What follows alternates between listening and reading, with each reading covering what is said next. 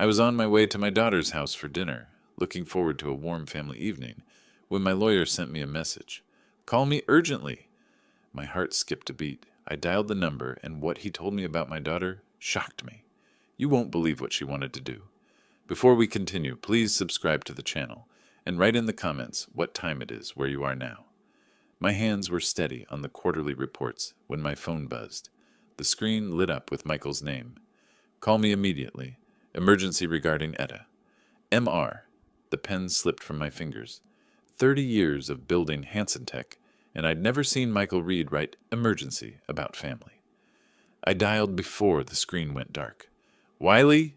His voice was professional steel. I need to warn you. Etta filed a lawsuit. She wants you declared incompetent to run Hansen Tech. The words hit like ice water. What are you saying? That's impossible. She's my daughter. She has a group of shareholders. They claim you've lost your edge due to emotional instability. I dropped into my chair. Through the floor-to-ceiling windows, Seattle's skyline blurred. The same view I'd watched for decades while building this company. For her. How much time does she have? Hearing in 1 week. We need to act fast. My mouth went dry. 1 week? Wiley, she's been preparing this for months. The documentation is extensive. Financial records showing supposedly erratic decisions. Testimonies from board meetings. I stood pacing between my desk and the window. Rain streaked the glass like tears I couldn't shed. What testimonies? Claims about emotional outbursts. Questionable strategic choices. They're painting you as a man losing control. That's absurd. But even as I said it, doubt crept in. Had I shown too much passion in recent meetings? Defended old strategies too fiercely? I know it is. But they have paperwork, Wiley. Lots of it. The office felt smaller suddenly. Awards lining the walls. Photos of groundbreaking ceremonies. All meaningless if my own daughter could take it away. Who else knows? The filing is sealed for now, but the shareholders she's recruited, James Corbin, Patricia Wheeler, 3 others, they're meeting tomorrow. I gripped the phone tighter. She recruited them, with promises of higher dividends under new leadership, her leadership. The betrayal cut deeper than any business loss I'd faced. Etta, my brilliant, ambitious daughter, the one I'd groomed to eventually take over, but not like this, never like this. What do you need from me? Everything. Financial records, medical documentation proving your competence, character witnesses. We're building a defense from scratch in 7 days. I closed my eyes. 48 hours ago, I'd been planning to mention her promotion to CEO within the year. Now she was trying to destroy me. Wiley, are you there? I'm here. My voice sounded foreign. Schedule whatever meetings you need. I'll clear my calendar. Good. And Wiley, don't confront her yet. We need to understand their strategy first. After hanging up, I sat in the growing darkness. Seattle's lights twinkled below, but the warmth had left the room, left my life. I gathered my things mechanically, coat, briefcase, keys. The same routine I'd followed for 30 years, but everything had changed in one phone call. The elevator descended in silence. 50 floors down, my legs felt unsteady. In the parking garage, I sat in my car for 10 minutes, hands on the steering wheel, trying to make sense of it. Etta was having dinner with her family tonight, our weekly tradition. Should I go? Pretend nothing had happened? The thought of sitting across from her, making small talk while she planned my destruction. But maybe I needed to see her face, study her expressions, understand who my daughter had become. I started the engine and pulled into Seattle's evening traffic, heading toward Bellevue, toward answers I wasn't sure I wanted to find. Etta's front door opened before I could knock. She stood there in her cream sweater, smile perfectly calibrated. Dad, right on time. Her hug felt rehearsed. Come in, it's freezing out there. I studied her face for cracks in the mask, found none. Sophie's been asking about Grandpa all day. Etta led me through the foyer. She drew you another picture. The house smelled like roasted chicken and lies. I followed her into the open kitchen where Trevor was setting the table. He looked up with nervous energy. Wiley, good to see you. His handshake lingered too long. Can I get you a drink? Wine? Something stronger? Wine's fine. I watched Etta move around the kitchen. Efficient. Controlled.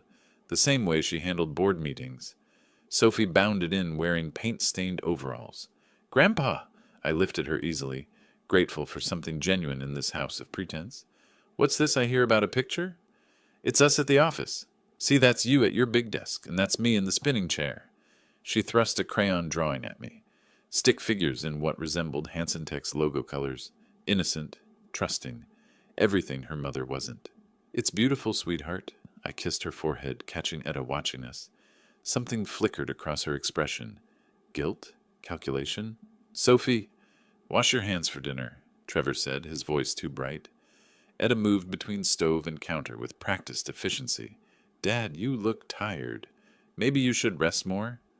The loaded question. I met her eyes. "Work keeps me sharp. By the way, how are things in the finance department?" She paused, wooden spoon halfway to her mouth for tasting. "Let's not talk about work at dinner." "Since when?" I kept my tone light. "You usually love discussing quarterly projections." "Not tonight." She turned back to the stove. "Family time is sacred." Sacred. Like loyalty used to be. Trevor cleared his throat. "Sophie drew that picture during her art time today. She's been talking about visiting the office again." "Maybe next week?" I said, wondering if I'd still have an office next week. Sophie climbed into her booster seat. "Grandpa, can you tell the story about the first computer?" "Which story, sweetheart?" "When you built the company in the garage." I glanced at Etta. She was slicing chicken with surgical precision. "That was before your mommy was born. We had nothing but ideas and determination." "And Grandma Elna helped?" Sophie added. The knife paused. Etta's shoulders tensed. "Yes," I said softly.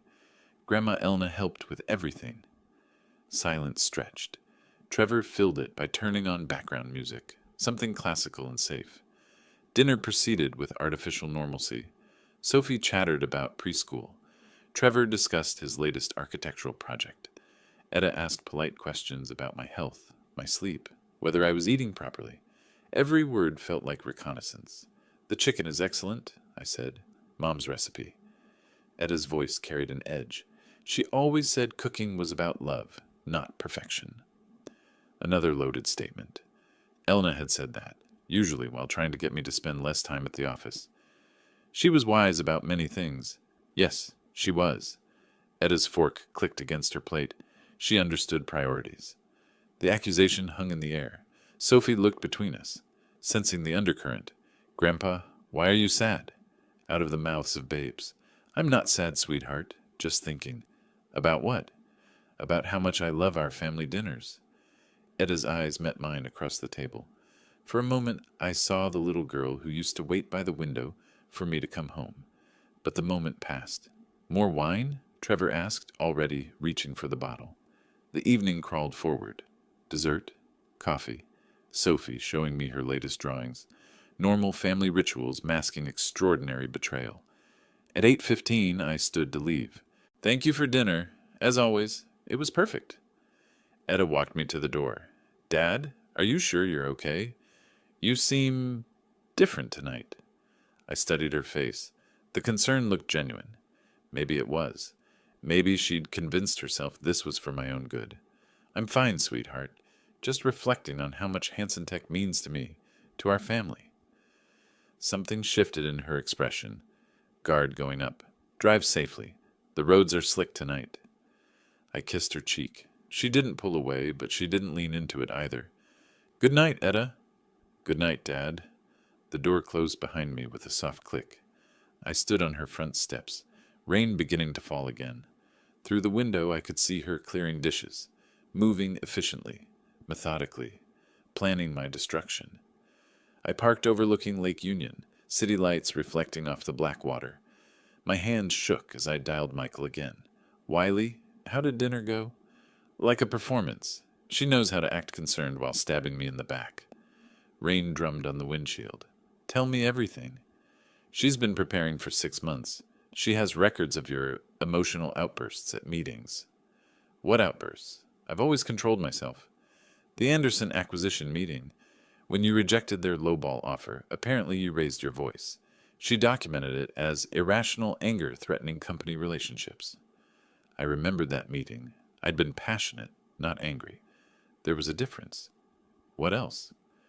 "Financial decisions she's labeled as Sentiment over strategy, the charity partnership with Elena's foundation, the employee retention program, things that cost money but weren't strictly profitable. My throat tightened. Those were good decisions. I know, but she's framing them as emotional choices rather than business logic. I started the engine, needing to move. What's her timeline? Hearing next Friday. If she wins, she gets temporary control while you undergo psychological evaluation. And if I refuse, the shareholders can vote you out anyway. She's got enough backing. I drove through empty Seattle streets, processing the scope of her betrayal. Not just attacking me, but dismantling everything I'd built with careful precision. At home, I climbed to my study. 30 years of memories lined the walls. Awards, photos, the detritus of a successful life. I opened my safe and pulled out Elena's letters, the ones she'd written during her final months, when she knew she was dying, when she'd tried to warn me about priorities. Wiley, Etta needs your attention more than the company does. She thinks you don't love her. I dismissed Elena's concerns then. Etta was successful, independent, thriving. How could she doubt my love? But doubt, apparently, had festered into something darker. I found the folder marked Etta Personal. School records, report cards, photos from company events where she'd stood beside me, proud and eager. When had that pride curdled into resentment? My computer chimed with an encrypted email from Michael. Legal documents. Etta's formal complaint, dense with accusations and medical recommendations. Subject displays increasing emotional volatility and attachment to outdated business practices. His refusal to embrace modern corporate strategies suggests diminished cognitive flexibility consistent with early-stage dementia or depression following spousal loss. Depression following spousal loss.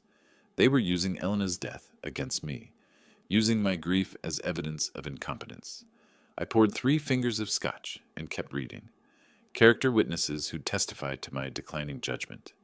Financial analysts who'd argue my decisions were emotionally driven. Medical experts prepared to suggest I needed compassionate intervention. A full-scale character assassination wrapped in concern for my well-being. The brilliance was undeniable and painful. At 1 a.m., I closed the laptop and sat in darkness. Rain continued against the windows. The house felt enormous and empty. Elena's photograph watched from my desk. She'd known this day would come, had tried to prevent it. She doesn't understand why you love the company more than her. But I didn't love the company more. I'd built it for her, for our family's future. Every late night, every missed dinner, every sacrifice had been for them. Somehow I'd failed to communicate that. Failed to show Etta that my ambition was love, expressed in the only language I knew. Now she was speaking a different language, the language of corporate warfare, and she'd learned it well. Too well. I opened my phone and started typing notes, names of allies, potential strategies, ways to prove my competence while dismantling her case. If Etta wanted a war, she'd get one, but she'd underestimated her opponent. I hadn't built Hansen Tech by surrendering to superior forces. I'd built it by outthinking them. Dawn was still hours away, but I felt something stirring. Not just anger or hurt, strategy, purpose. My daughter had declared war on everything I'd built, everything I was. Time to remind her who taught her how to fight. The elevator climbed toward Steve's floor with deliberate precision. I shifted the briefcase containing 2 weeks of evidence. Time to stop playing defense. Steve Wilson's corner office occupied the same building as mine, 3 floors down. Same view of Lake Union. Different perspective on everything else. His assistant waved me through. "He's expecting you, Mr. Hansen." Steve looked up from quarterly projections, reading glasses perched on his nose. 60 years of friendship in those familiar blue eyes. "Wiley, perfect timing. I was just reviewing the... We need to talk." I set the briefcase on his conference table with a deliberate thud. "Close the door." Something in my tone made him move quickly. The door clicked shut. "What's wrong?" "Etta's trying to have me declared incompetent." Steve's face went through 3 expressions in 2 seconds. Confusion, disbelief, concern. "That's impossible." I opened the briefcase. Legal documents spread across the polished table like battle plans. "She filed suit 2 weeks ago. Wants temporary control while I undergo psychological evaluation? Steve sank into his chair. Why didn't you tell me sooner? I needed to understand the scope first. I pulled out the shareholder analysis. Look at this. The document showed our investor base mapped like a military campaign. Green for loyal, red for convinced by Etta, yellow for undecided. Too much red. Corbin's already committed, I said. Patricia Wheeler, too. 3 others. Steve studied the names. Wiley, she promised Corbin 15% dividend increase. Based on what? Staff cuts? She talks about implementing AI and automation. I felt something cold settle in my chest. That would destroy the company culture we built for 30 years. But young shareholders don't understand this. They only care about numbers. Steve had been monitoring internal communications. Co-founder privileges included access to company email systems. The intelligence he'd gathered painted a clear picture. Etta had been methodical. Each shareholder approached with tailored promises. Corbin got profit projections. Wheeler received efficiency studies. Others heard modernization speeches. She's selling them a fantasy, I said. A profitable fantasy. Steve pulled up email chains on his computer. Look at these revenue forecasts she's sharing. The numbers were aggressive, unrealistic, based on firing half our senior staff and automating customer service. This isn't innovation, it's corporate vandalism. Try explaining that to shareholders watching tech stocks soar. I spread financial reports across the table.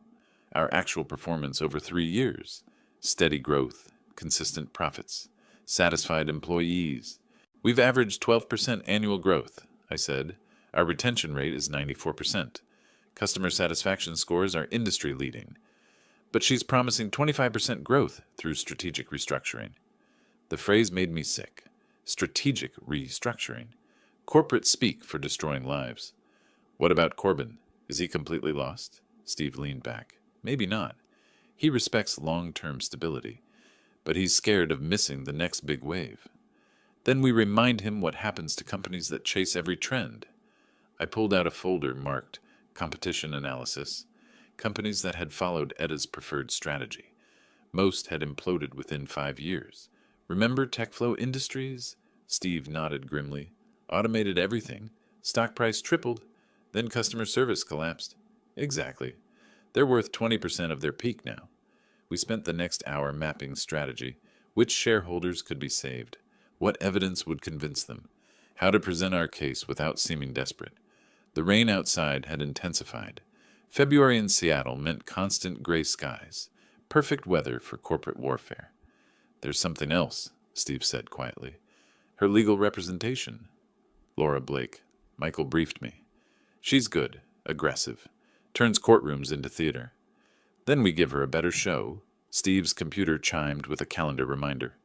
Board meeting next week. Routine quarterly review. She'll make her move there, I said, unless we move first.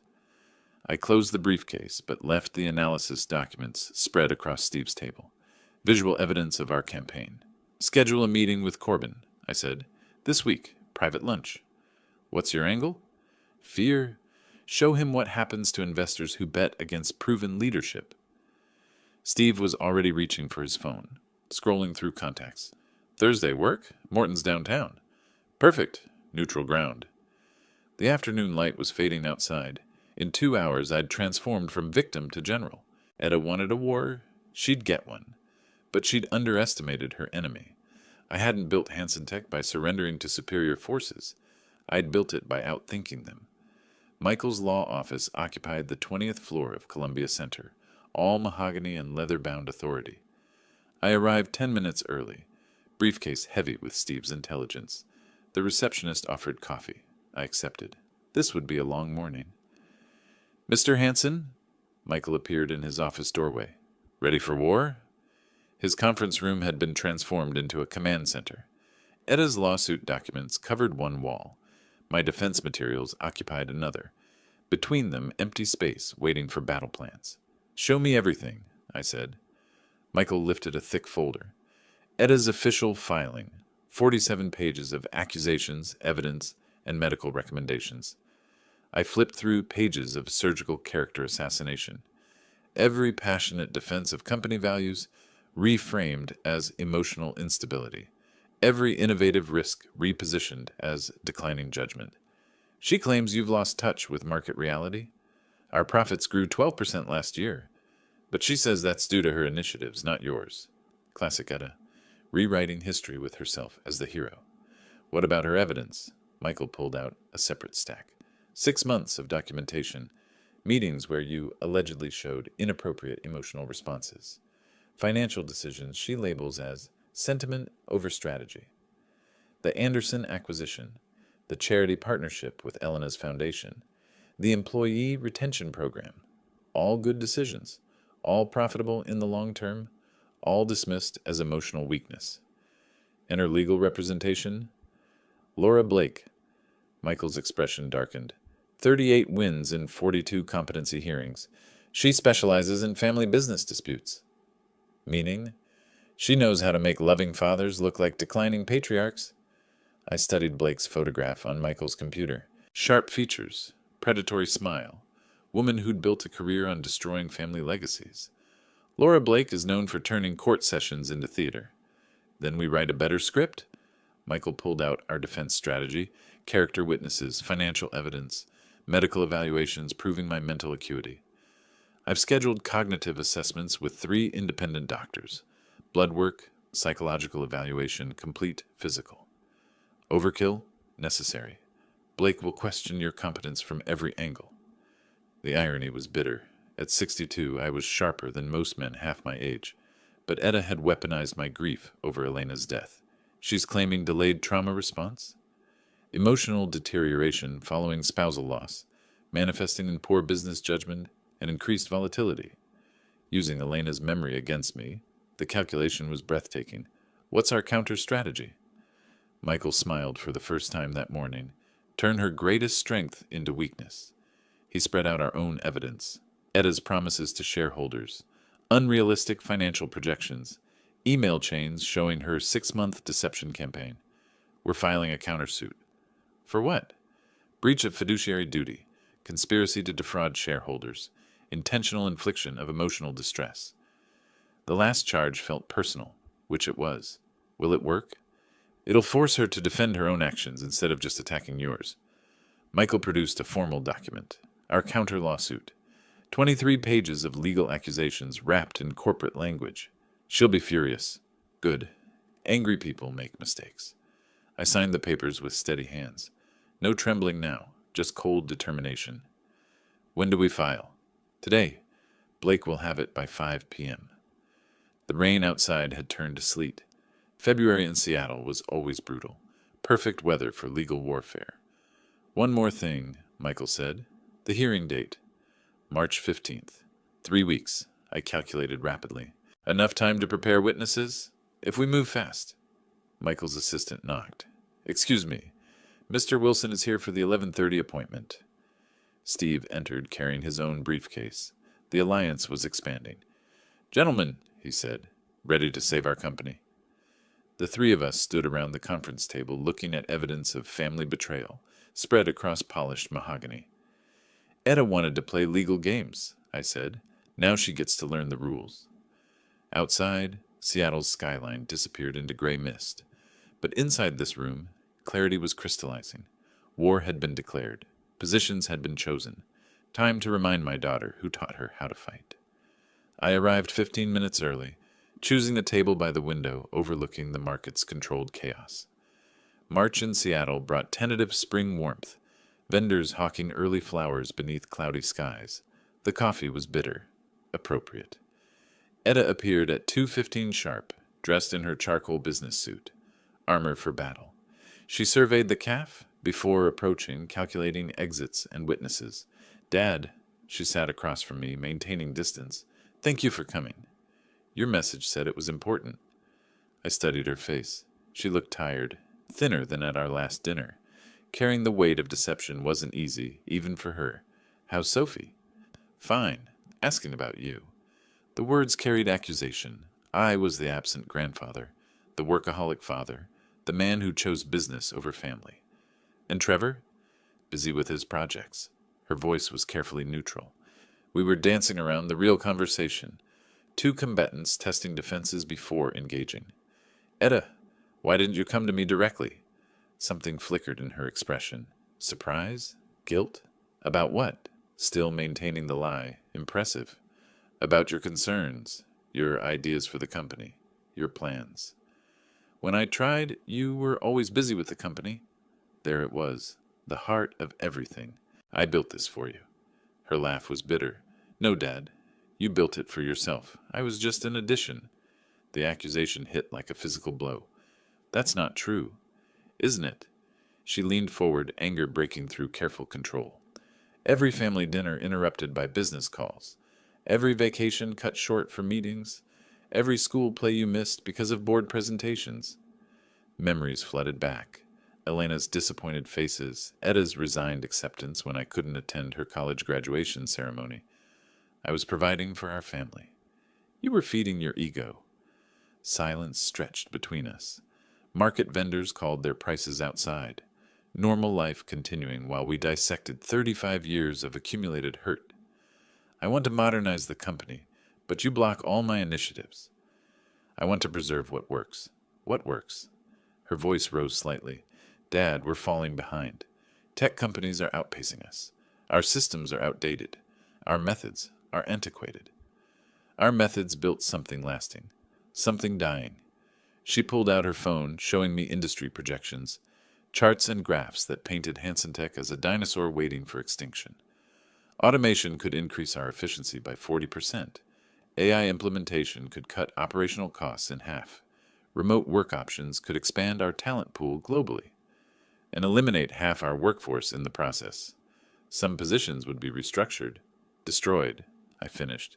You're talking about destroying lives, families, people who've given us decades of loyalty. Her jaw tightened. Business isn't about loyalty, Dad. It's about results.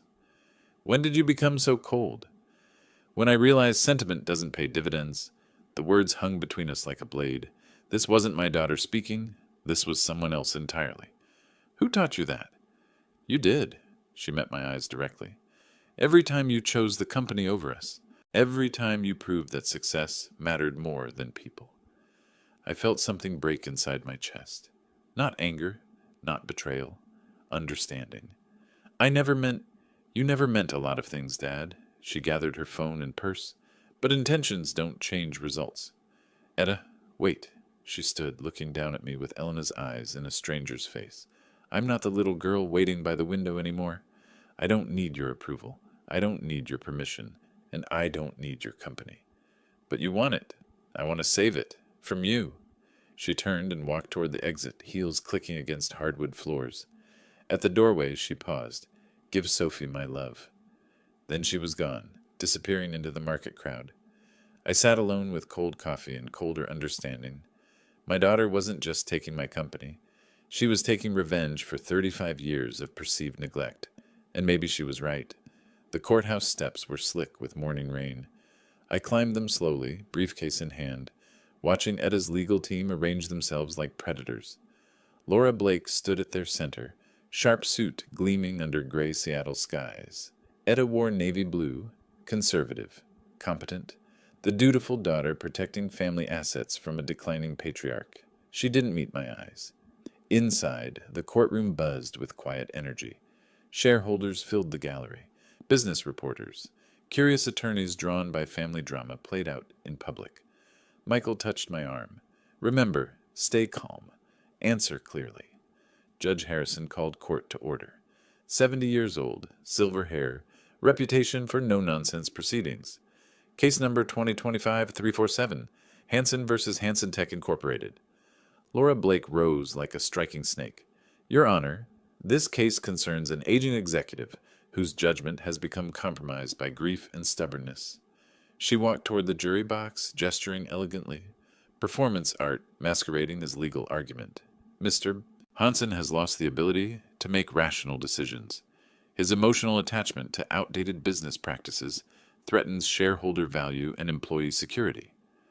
Documents flew across the screen. Financial charts, meeting transcripts, 6 months of carefully curated evidence.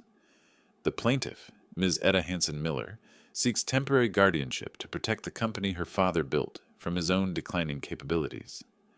Blake's voice carried across the courtroom like honey-coated poison, professional, persuasive, deadly. Then Etta took the witness stand, my daughter, my brilliant, ambitious daughter, sworn in under oath to destroy me. Ms. Hanson Miller, Blake began softly, please describe your father's recent behavior. My father is guided by emotions, not business logic. Etta's voice stayed steady. He makes decisions based on personal feelings rather than financial data. Can you provide examples? The charity partnership with my mother's foundation. It costs us $200,000 annually with no measurable return. When I suggested redirecting those funds, he became agitated. Agitated. Elena's memory reduced to a line item. What about strategic planning?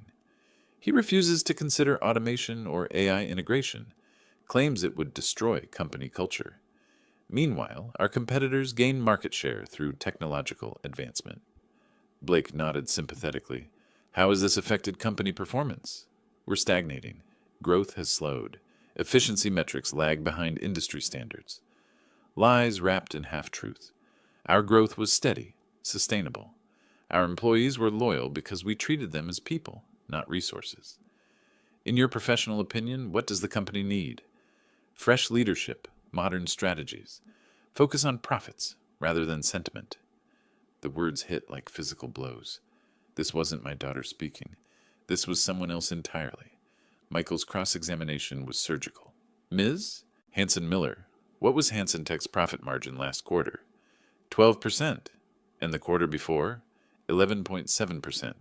So under your father's supposedly incompetent leadership, profits are increasing? Short-term fluctuations don't indicate long-term viability. What about employee retention? 94% annually. Industry average? Etta hesitated. 67%. So your father maintains higher employee satisfaction than industry standard while increasing profits? Retention can indicate resistance to necessary change. Michael smiled coldly. Or exceptional leadership. Blake objected. Judge sustained. But damage was done. James Corbin testified next. Straightforward. Profit-focused. We need leadership that prioritizes shareholder value. Ms. Hanson Miller understands modern business realities. When the morning session ended, I felt drained. Watching your daughter publicly dissect your competence required a strength I didn't know I possessed. But Michael squeezed my shoulder. Phase 1 complete. Tomorrow, we fight back. Outside, Seattle's spring rain continued. Etta walked past without acknowledging me, surrounded by her legal team. My little girl, who used to wait by the window for Daddy to come home. Now she couldn't wait for me to disappear. My assistant knocked, softly. Mr. Hanson, there's something you need to see. Sarah placed a folder on my desk marked Employee Communications. Confidential. Her face was grim. Etta's been holding private meetings, promising salary increases that would bankrupt us. I opened the folder. Meeting transcripts. Email threads. 6 weeks of secret promises to key employees. 20% salary increases across engineering. 30% for department heads. Stock options that didn't exist. Where did you get this? People talk, Mr. Hanson, especially when promises sound too good to be true. Steve Wilson arrived as I was reading the worst of it. His expression matched Sarah's. We have a problem, Wiley. He dropped his own briefcase on the conference table. Etta's approaching new shareholders, pension funds, investment groups, painting you as an obstacle to explosive growth. Steve pulled out printed emails. Etta promises employees 20% salary increases. Based on what? Magic?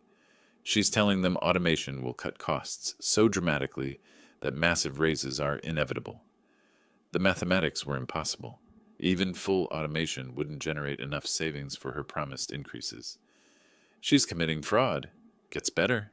Steve powered up his laptop. I've been monitoring internal communications. Found something interesting about her lawyer. Laura Blake's face appeared on screen. Professional photograph attached to a news article. Blake was sanctioned by the Bar Association 2 years ago. Suborned perjury in a similar case. Temporarily suspended from practice. My phone rang. Michael's number. Wiley, I have evidence that Laura Blake violated ethical standards. What kind of evidence? She coached Etta's testimony. Told her exactly what to say, how to phrase accusations. That's witness tampering. The pieces were falling into place. Etta's polished performance hadn't been natural confidence. It had been scripted.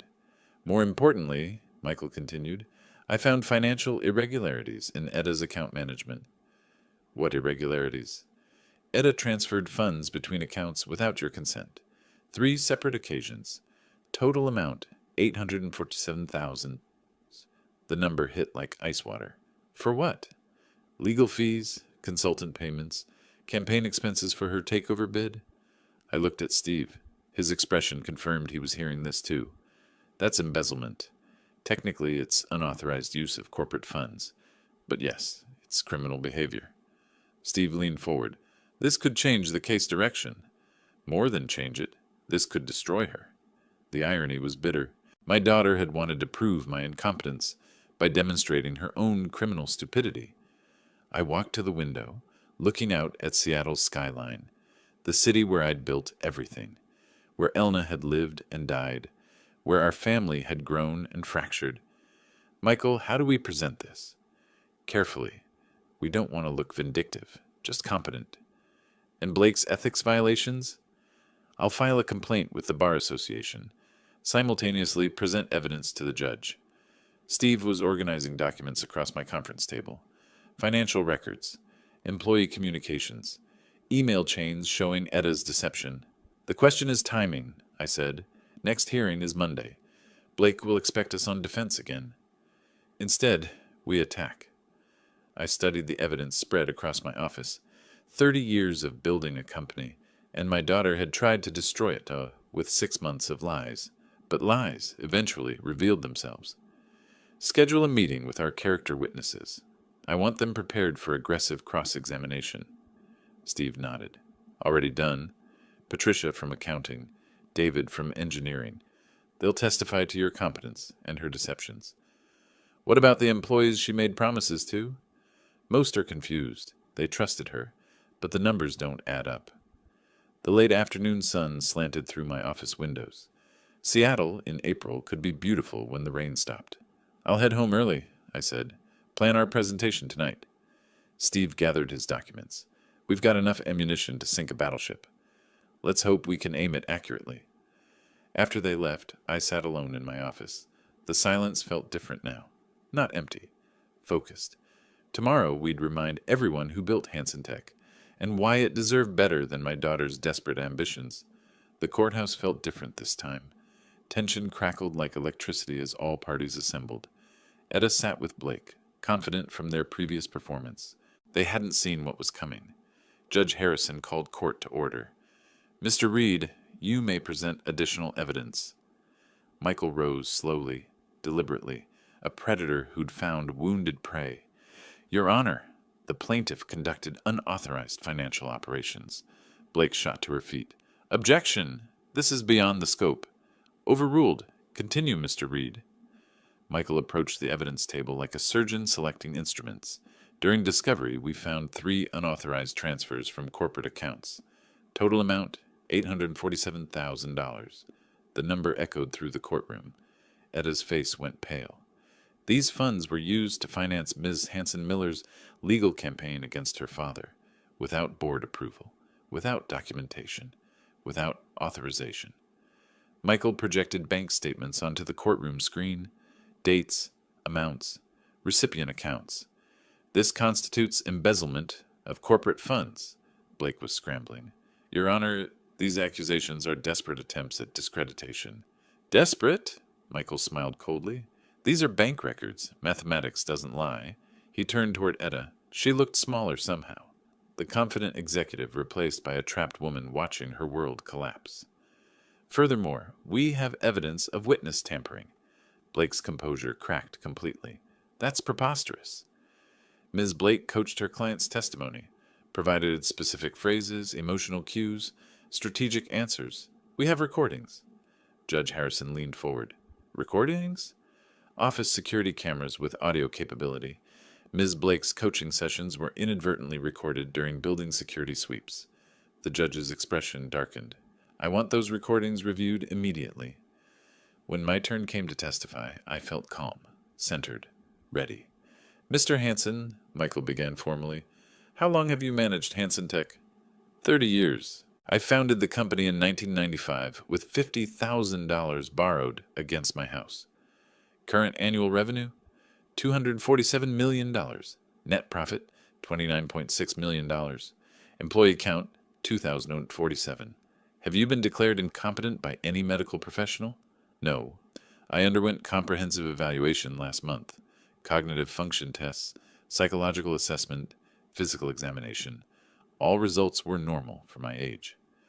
Michael presented my medical reports, clean bills of health from 3 independent doctors. In your professional opinion, why is your daughter pursuing this legal action? I looked at Etta. She was staring at her hands, unable to meet my eyes. She believes I've prioritized company culture over maximum profits.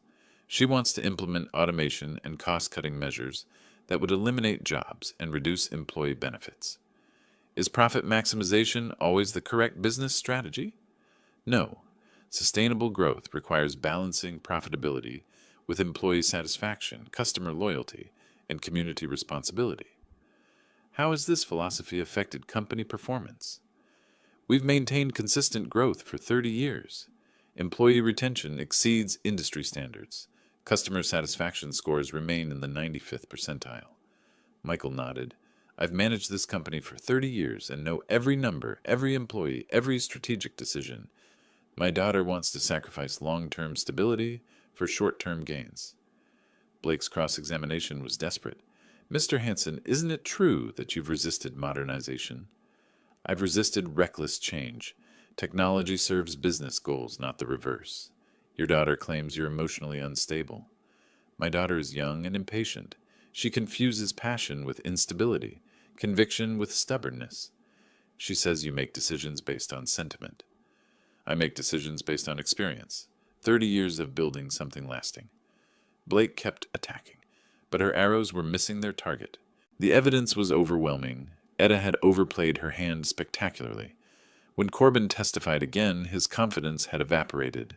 I may have been overly optimistic about projected returns. Are you still supporting Ms. Hansen-Miller's leadership bid? Long pause. I'm reconsidering my position. Blake's closing argument sounded hollow. Despite these allegations, the core issue remains. Mr. Hansen's resistance to necessary modernization. But Michael's response was surgical. The core issue is whether a daughter can steal her father's company through lies, embezzlement, and witness tampering. Judge Harrison's face was granite. Order in the court. Given the serious allegations of financial misconduct and potential ethics violations, this case requires additional review. Etta finally looked at me. Her eyes were Elena's eyes, filled with confusion and fear.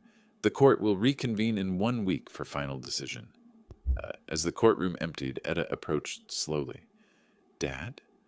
For a moment, she looked like the little girl who used to ask for bedtime stories. I never meant for it to go this far. But it did, sweetheart. It did. She walked away with her ruined legal team, leaving me alone with the wreckage of our family. Victory felt hollow when it meant destroying your own daughter. All rise for the Honorable Judge Harrison. The courtroom stood as one. Shareholders, lawyers, family members who'd become strangers. I felt Steve's reassuring presence beside me as the judge entered with the weight of decision. Judge Harrison settled behind his bench, papers arranged with judicial precision. Please be seated. The silence was absolute.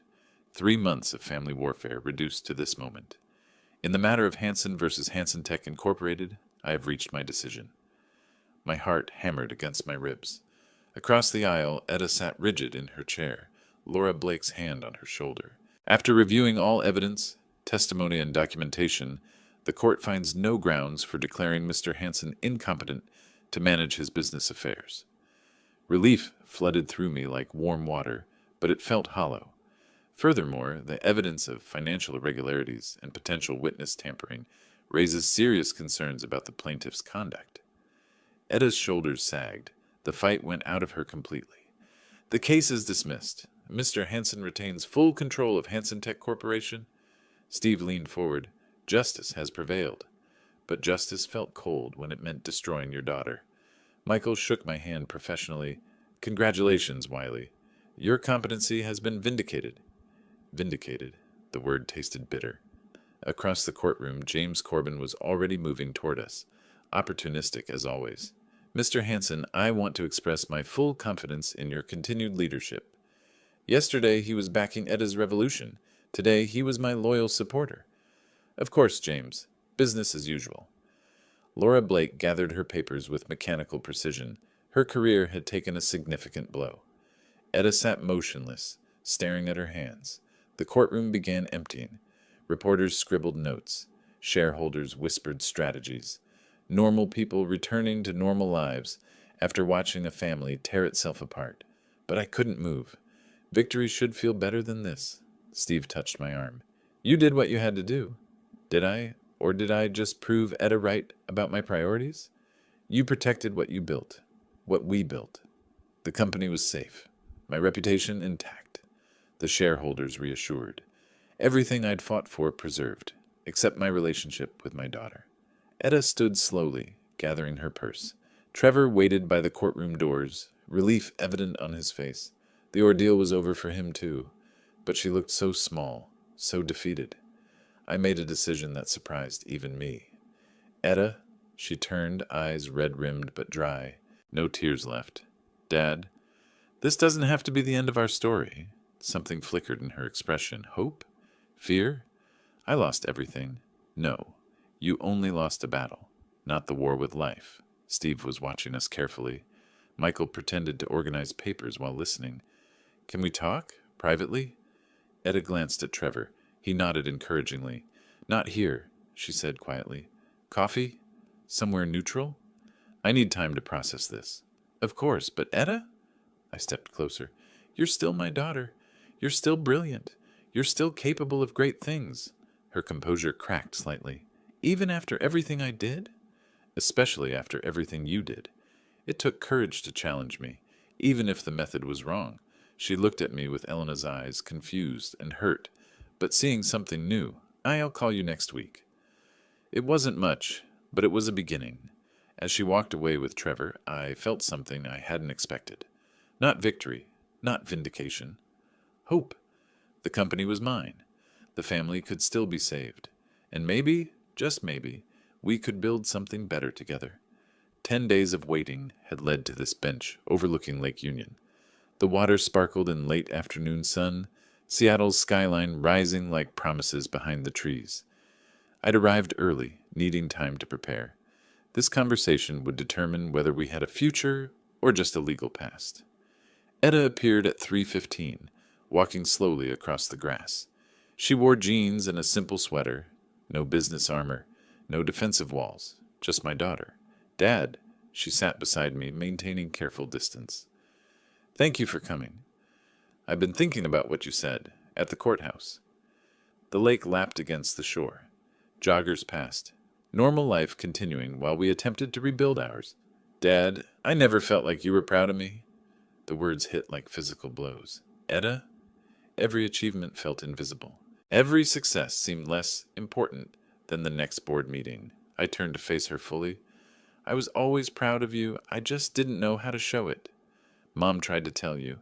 She said I needed words, not just opportunities. Elena's voice echoed across 5 years. She needs your attention more than the company does. Your mother was wiser than I gave her credit for. I wanted to prove I was worthy of your love. My love doesn't need proof. It's unconditional. She laughed bitterly. Then why did it feel so conditional? Why did every conversation become about work? Why was the company always more important? I stared at the water, watching sailboats navigate toward harbor. How do you explain 30 years of misguided priorities? I built Hanson Tech for you, for our family's future. Every late night, every missed dinner, every sacrifice, I thought I was providing security. But you were also providing distance. Yes, I was. The admission felt like releasing held breath. I confused providing with parenting, success with love. Edda's eyes filled. I needed my father, not a benefactor. And I needed to learn the difference. Silence stretched between us. Not uncomfortable now. Honest. When I filed that lawsuit, I wasn't just fighting for the company. I was fighting for recognition, for validation that I mattered to you. You've always mattered. I just showed it poorly. She wiped her eyes with the back of her hand. I nearly destroyed everything. No, you nearly saved us. How can you say that? I embezzled money. I lied to shareholders. I tried to have you declared incompetent. You forced honesty. You made us confront what was broken. The lake reflected afternoon clouds. Seattle in late spring felt full of possibility. What happens now? She asked. That depends. Do you still want to modernize the company? You'd trust me with that? What do you say about shared leadership? Etta stared at me. Are you ready to trust me with part of the company? I'm ready to trust you with the future of the company. Her breath caught, meaning, co-CEOs, your innovation, my experience, partnership instead of war. You'd do that after everything? Because of everything. You were right about modernization. I was right about culture. Together we could build something Elena would be proud of. Etta stood, pacing to the water's edge. I watched her process the proposal, seeing Elena's thoughtfulness in her movements. Full partnership? Equal authority? Equal authority. Shared responsibility. Father-daughter leadership team. She turned back. What about the board? Steve's already supportive. The shareholders want stability and growth. We can provide both. And the employees? They'll respect the Hanson name, both of us. She walked back, sitting closer this time. I have conditions. Name them. Full transparency. No decisions without consultation. Modern technology implementation. Employee profit-sharing program. Agreed. My conditions. Maintaining company culture. Gradual changes, not revolutionary. Family time protected. Family time? Weekly dinners. No business talk during Sophie's bedtime stories. Elena's foundation continues. Etta smiled for the first time in months. Deal. I extended my hand. Partners? She shook it firmly. Partners. Then she surprised me by leaning forward, hugging me tightly. I love you, Dad. I love you too, sweetheart. I always have. We held each other by Lake Union as the afternoon faded, father and daughter becoming something new. Business partners, family, future. The kitchen smelled like Elena's favorite recipe. Etta moved between stove and counter with practiced efficiency, but tonight felt different. Celebration was in every gesture. Dad, I prepared your favorite dish. I arrived carrying a wrapped package and my grandfather's smile. Something smells like your mother's cooking. Same recipe. Same love. The table was set formally but warmly. Candles, good china, the kind of attention reserved for special occasions. Sophie bounded into the room wearing a dress with paint stains. Grandpa? Sophie, Grandpa brought you something special. I handed her the wrapped package. She tore through paper with 4-year-old enthusiasm, revealing a miniature business suit. For when you're ready to run Hanson Tech. Sophie giggled, holding the tiny jacket against herself. Will I be the boss? Someday, sweetheart. Someday you might be. Trevor emerged from his office, architectural plans tucked under his arm. I'm glad we're one family again. So am I.